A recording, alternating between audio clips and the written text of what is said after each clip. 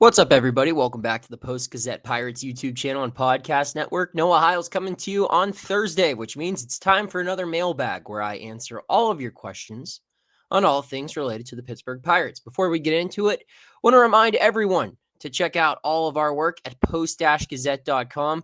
Get yourself a digital subscription if you don't have one already. And check out our print product. We print on Thursdays and Sundays. Again, check it all out at post-gazette.com, where you can read all of our coverage for all things that occur in the city of Pittsburgh and its surrounding communities. All right, so another week of questions coming in. Final week of August. We are almost in the final month of the 2025 Major League Baseball season. And the questions kind of reflect that. A lot of looking ahead into the offseason, looking ahead into the beginning of 2026. And we start with a big question pertaining to 2026. Jonesy asks, what are the chances we see Konnor Griffin make he says the team, I'm assuming the major league team, out of spring training next year? Jonesy, I love the optimism. I feel like I was one of the first people to say that Konnor Griffin had potential to reach the major leagues next year. I still stand on that take. I think that this is a guy who will be a big leaguer next year. I don't think it's happening right out of camp, though. I mean, this is a guy who's going to end his 2025 season with less than 25 games in Double-A. If he plays every game for the remainder, unless, they make the playoffs, but still, it's going to be a very small sample size in Double-A. And Double-A is a huge jump from high A to Double-A. Double-A is when you get to a point where you're seeing guys who are big leaguers, are consistent big leaguers. So I just think that he needs more repetition in the minor leagues at the higher levels of the minor leagues before we really start considering a call-up. Now, where does he start in the minor leagues next year? I think that is the question. Does he start in Double-A, or is he going to be good enough not only for the remainder of this season in Double-A, but good enough in spring training where they feel comfortable starting him in Triple-A? Because if that's the case, then he has the opportunity to get to the major leagues quick. But I think if you're starting him in the major leagues next year, I think that is a huge risk. It kind of screwing up the best prospect in baseball. I think he deserves at least a taste of Triple-A, an opportunity to have some sort of natural progression.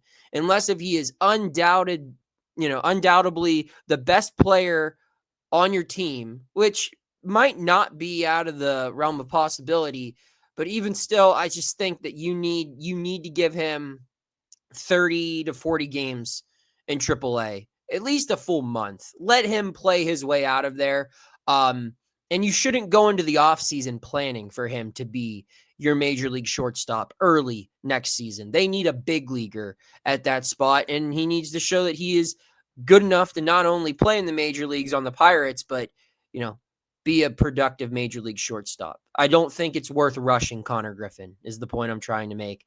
You need to let him develop at his pace. If that pace organically allows him to make the team out of camp, that's great. But I don't think it's something you should push because he is worth so much more than just one good 2026 season. And if you rush him, it could screw up a lot. So I don't think we see him out of camp, to answer your question. Keith wants to know, does Cherington have a legitimate chance to keep his job? His argument to Nutting could be that his deadline acquisitions are playing pretty well in the minors, and they have the number one prospect in baseball. And let me add to that argument, Keith. And this is not me advocating for Ben to keep his job. Just along those lines, I mean, Baseball America ranked their farm system number 2 in Major League Baseball. And the pitching has been better this year.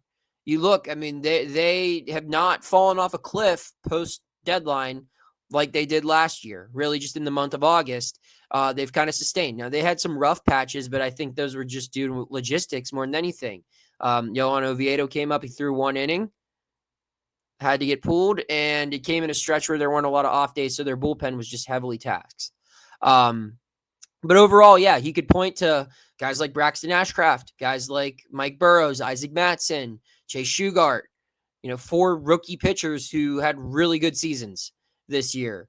I guess Isaac Mattson's not a rookie, but he might as well be.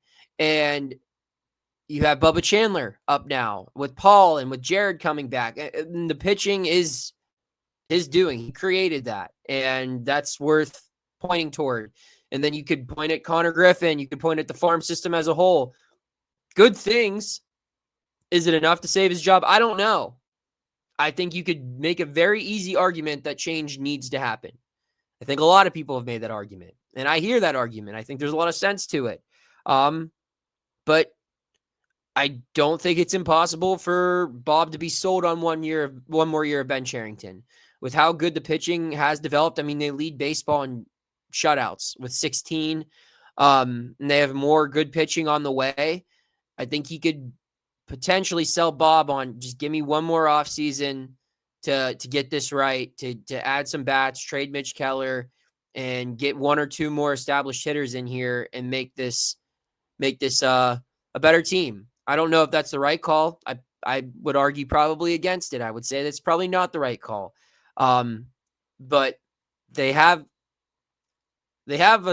set it up to where I think Ben made moves at the deadline that kind of show that he is anticipating on being back. I don't know if he fully anticipates it, but those moves reflect it. Keeping Keller to deal in the offseason, adding minor league depth so you can maybe trade some guys who are closer to the big leagues, guys like Tamar Johnson and Thomas Harrington, if you wanted to move them to try to get a big leaguer for them. It's all in place for him to run the offseason. Now, someone else could easily just take over, and that could very well happen, but I don't think it's a foregone conclusion that Cherington's gone.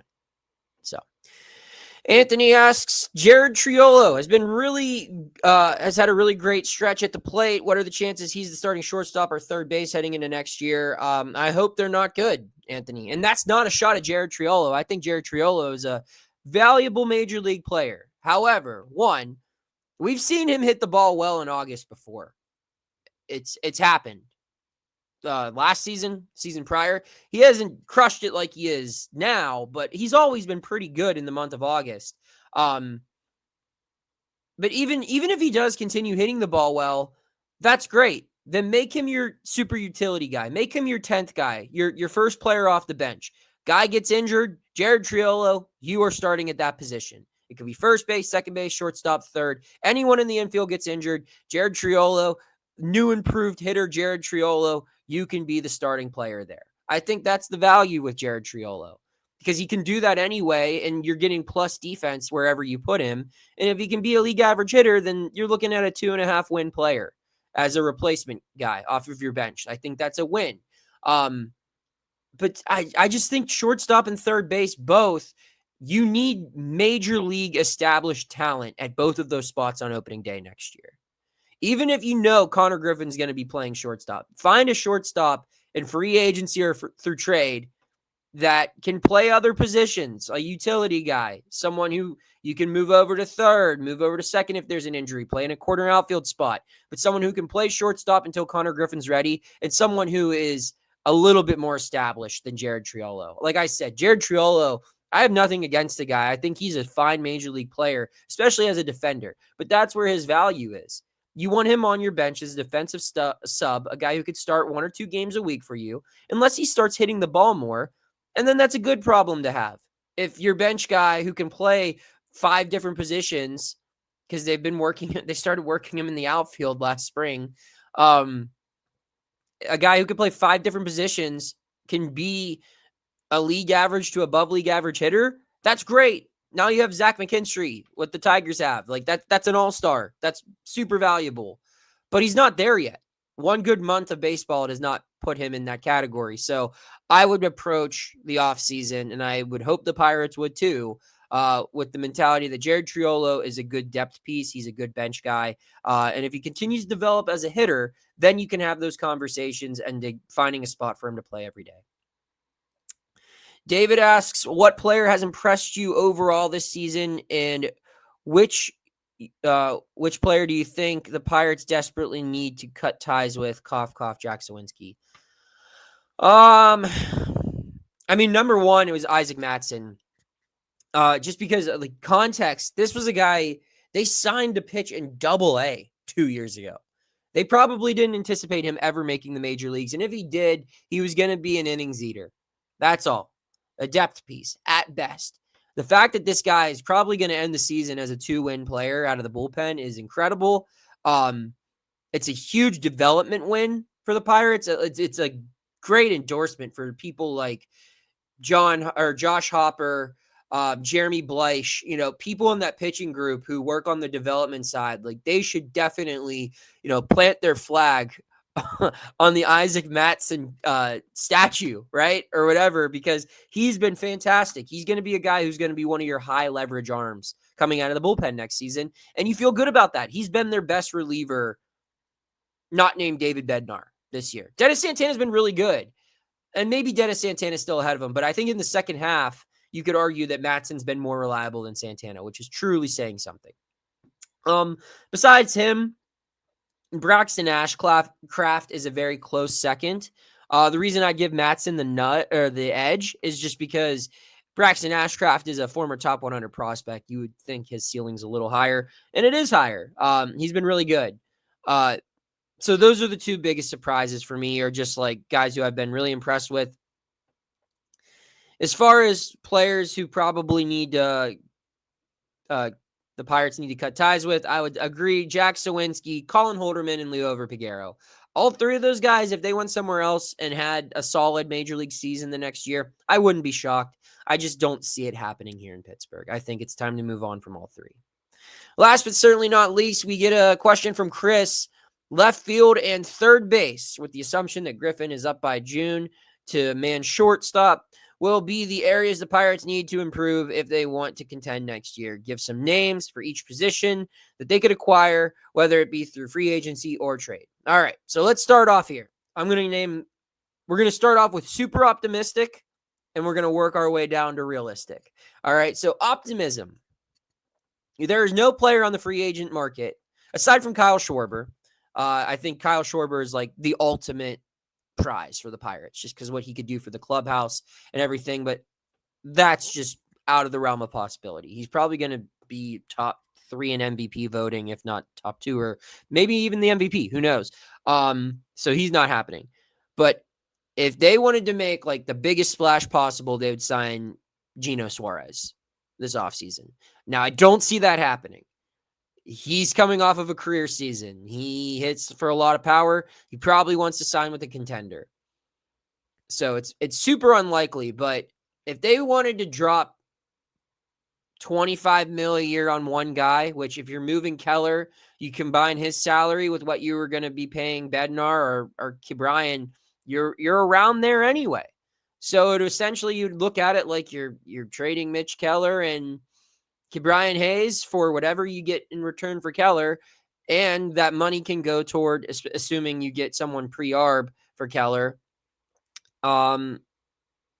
you're getting Gino Suarez, because he's probably going to sign for something around the ballpark of 20 to 25 million a year, I would think, maybe even higher after the season he's had.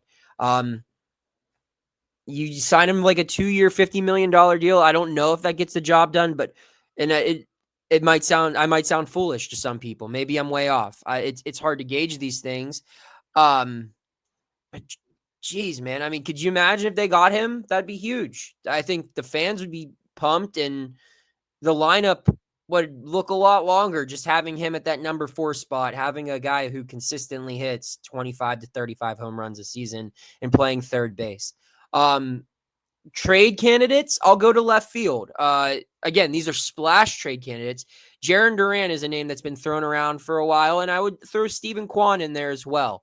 Both of those guys, those are 4 to 5 WAR players on a standard year for themselves. I think Duran comes with an additional year of control. Kwan would have 2 more seasons, where Duran would have 3. So I would probably side with Duran, and I just think Duran has like a higher upside potential of being able to hit for power. But Kwan is more consistent. So either one would be fantastic additions. And both would be great at the top of the order. Do I see any of those 3 names being a Pittsburgh Pirate next year? I do not. So let's talk a little bit more realistic names. For free agency at third base, 3 guys to keep an eye on: Miguel Andujar, Yohan Moncada, and Luis Urias.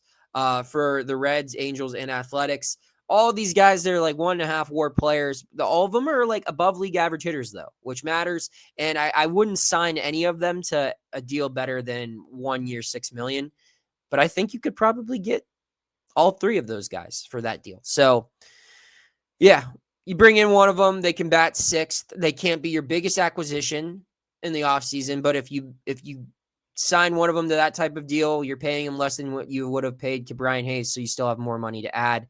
And you're getting a lot more offense from the corner. So, yeah, do with that what you will. And then as far as trades, I've thrown Kobe Mayo's name out a ton for the Orioles, a guy that makes a lot of sense. Another guy, Josh Jung from the Rangers, someone I could see being traded this year, and he has some pop in his bat, has some years of control. And if you want to get super crazy, I've seen Brendan Donovan's name be brought up as a potential trade candidate. He's primarily a second baseman, and he's played some outfield. He's played third base as well. So I don't know if the Cardinals are going to move him here, but let's just include him for the heck of it. Why not? Free agency for left field. Left field free agent candidates are not amazing this year. So what you're probably going to do if you want to sign a free agent in left field, you're probably going to get a reclamation project, a guy who's coming off of a really bad season. And good news for the Pirates, there are a lot of those options. You could go with Michael Conforto, who's been terrible for the Dodgers this year, but has been pretty solid for most of his career. Jesse Winker hasn't played a ton of games for the Mets. I think he's played less than 40 games for the Mets this year. But prior to that, last year, he was really big down the stretch for the Mets.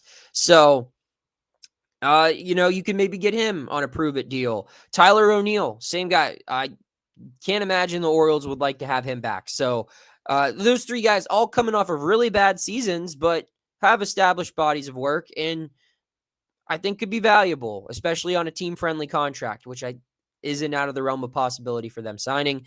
Another guy, free agency, Austin Hayes, a guy the Pirates definitely missed on this past year. I just think it'd be really hard to imagine Cincinnati letting him go. As far as trade candidates go, I gave out 2 really good ones with with Stephen Kwan and Jarren Duran. Taylor Ward is another one to keep an eye on. He is a guy the Pirates have looked into in the past. They explored the idea of acquiring him in 24, never went through with the deal. I'm sure he will be on the trade block this offseason because he plays for the Angels, and who the hell knows what they do and how they think. And I think they tried to trade him this past trade deadline, and they decided not to because they wanted to go for it. And then last but not least, a guy who on his own, it doesn't sound impressive, but like if you package him with someone else, Heston Kjerstad, former top 100 prospect outfielder. Maybe he's just your replacement Jack Sawinski, kind of like a left-handed bat that you hope will turn into your everyday outfielder. It's just the Jack project might have run its course here. Maybe you take on a new project. Similar intentions with Heston Kjerstad, who is a young guy with a lot of potential and just hasn't really looked good in the major leagues so far. So those are some names. I hope you guys all enjoyed them. Thank you for everyone who contributed to this mailbag. As always, you can send all of your questions to me via email or on X. I'm on X at _Noah Hiles. Check out all of my work at post-gazette.com and subscribe to this channel where you can get all of our Pirates coverage every day moving forward.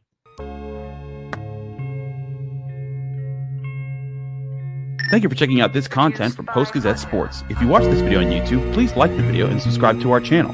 For all of the sports coverage the Post-Gazette has to offer, visit post-gazette.com.